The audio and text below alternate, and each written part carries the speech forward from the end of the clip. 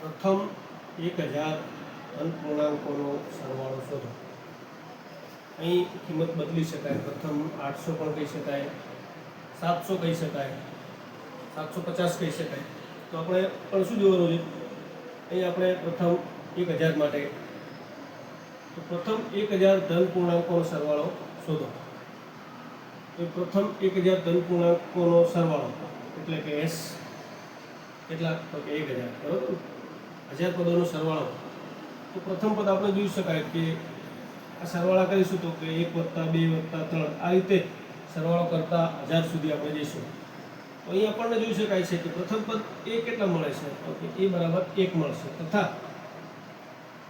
જે 1000મું પદ છે એ આપણને ખબર છે એટલે કે n બરાબર આપણને કેટલા મળે, 1000, બરાબર।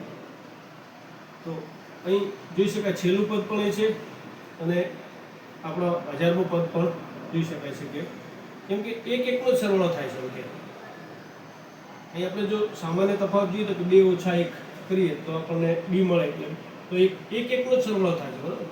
તો આ પ્રમાણેનો દાખલો હોય ત્યારે આપણે SN નું સૂત્ર શું લઈશું, તો n/2 કૌંસમાં a + l, l આખે આખું આપણને મળી જશે, બરાબર, જે આપેલું છે એમ કે a + l, તો n/2 એટલે કે 1000/2, પ્રથમ પદ a ની કિંમત 1 અને l ની કિંમત 1000, 1000/2 એટલે 500, 1000 + 1 એટલે 1001, બંનેનો ગુણાકાર કરીશું તો 1001 × 500 કરીશું એટલે આપણને શું મળશે, તો કે આ રીતે ગુણાકાર મળશે, બરાબર। તો આપણને કેટલું મળશે, તો 5,05,000, બરાબર ને।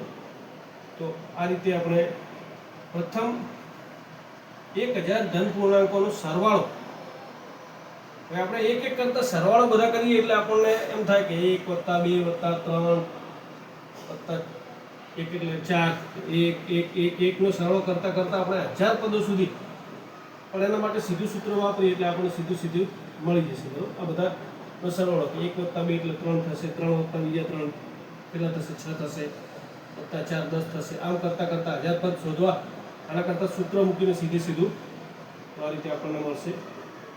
પ્રથમ કેટલા, કે 1000 ધન પૂર્ણાંકોનો સરવાળો કેટલો મળશે, તો 5,05,000।